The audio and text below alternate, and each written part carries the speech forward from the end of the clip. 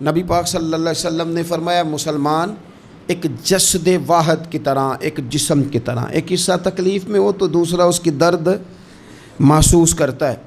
انسان کے وجود کے اندر سب سے قیمتی اس کا دماغ ہوتا ہے، اسی سے سوچتا ہے، اسی سے وہ عمل کرتا ہے، اسی سے منصوبہ بندی کرتا ہے، اسی سے وہ مومن ہوتا ہے، اسی سے معاذ اللہ کافر ہوتا ہے۔ اور وجود کے اندر جس کو درجے کے لحاظ سے بولنے میں بعض اوقات کم درجہ سمجھا جاتا ہے وہ پیر ہوتے ہیں۔ اور تو میری ٹھوکر کے بھی قابل نہیں، میں تجھے جوتے کی نوک پہ، پیر کی نوک پہ بھی نہیں سمجھتا۔ ہم یہ کہتے ہیں محاورتاً کہ تو پیروں کے قابل بھی نہیں، یعنی سب سے اعلیٰ درجہ دماغ کو دیا، دل کو دیا، اور سب سے ہلکا درجہ پاؤں کو دیا۔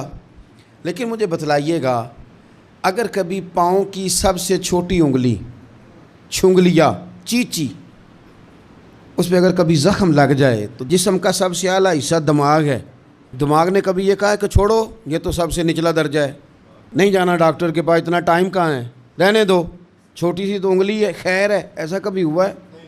دماغ فوراً کہتا ہے کہ باقی کام بعد میں کریں گے، پہلے ڈاکٹر کا پتہ کرو، اس کو مرہم پٹی کراؤ، کیونکہ اسے پتہ ہے کہ اگر یہاں درد رہی تو باقی جسم میں بھی درد رہے گی۔ اور یہ بھی پتہ ہے دماغ کو کہ اگر میں نے یہاں علاج نہ کرایا انگلی کا تو کہیں پیر بھی سارا زخمی نہ ہو جائے، اور اگر پیر کا علاج نہ کرایا تو ٹانگیں اور باقی وجود تک بھی زخم نہ آ جائے۔ لہذا دماغ جلدی فیصلہ کرتا ہے، ٹیسٹ کرانے کا، چیک اپ کرانے کا، دوائی لینے کا، مرہم پٹی کا۔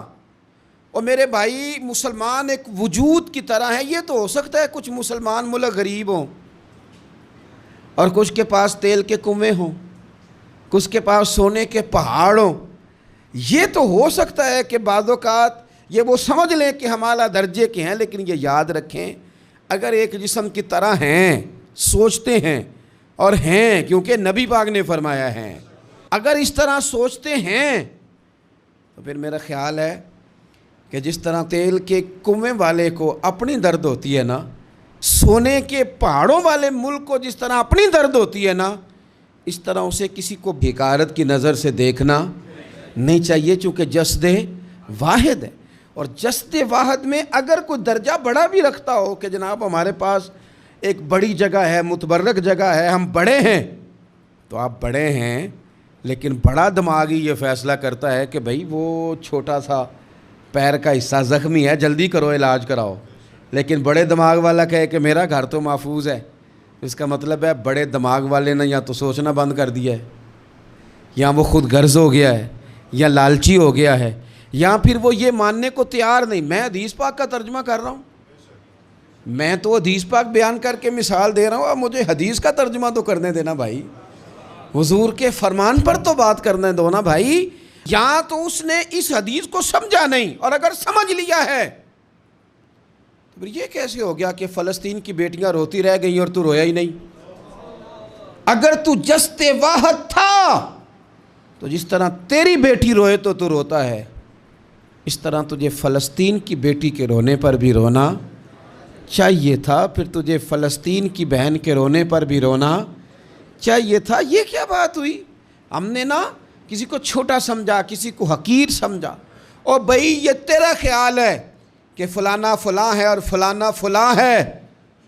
اقبال کہتے ہیں اپنی ملت پر قیاس اقوام مغرب سے نہ کر، خاص ہے ترکیب میں قوم رسول ہاشمی، تو نبی پاک کی قوم ہے۔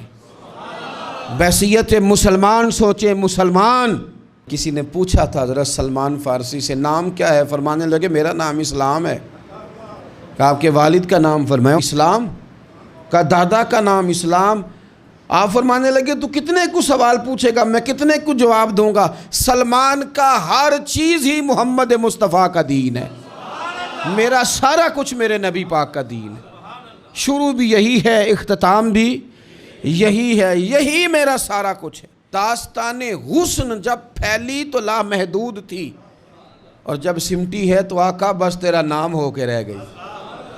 بس ہم اتنے کہ ہم حضور کے غلام ہیں۔ تو مسلمان ہو کے سوچیں، بحیثیت مسلم کے اپنی ذمہ داریوں کا احساس کریں۔ اقبال نے کہا تھا میری زندگی کا مقصد تیرے دین کی سرفرازی، میری زندگی کا مقصد تیرے دین کی، میری زندگی کا مقصد تیرے دین کی سرفراز، میری زندگی کا مقصد تیرے دین کی سرفرازی، میری زندگی کا مقصد تیرے دین یا رسول اللہ، میری زندگی کا مقصد تیرے دین کی سرفرازی، میں اسی لیے مسلمان، میں اسی لیے نمازی، میں اسی لیے مسلمان، میں اس کے لیے کام کس طرح کریں، جد و جہد کس طرح کریں؟ تو ہمیں کہا گیا قوت عشق سے ہر پست کو بالا کر دے اور دہر میں اس میں محمد سے اجالا کر دے، دہر میں اس میں محمد سے اجالا کر دے۔ اقبال سے پوچھا، اقبال اس کام میں مدد کیسے ملے گی، کس طرح آگے بڑھیں گے؟ تو اس نے کہا بازو تیرا توحید کی قوت سے قوی ہے،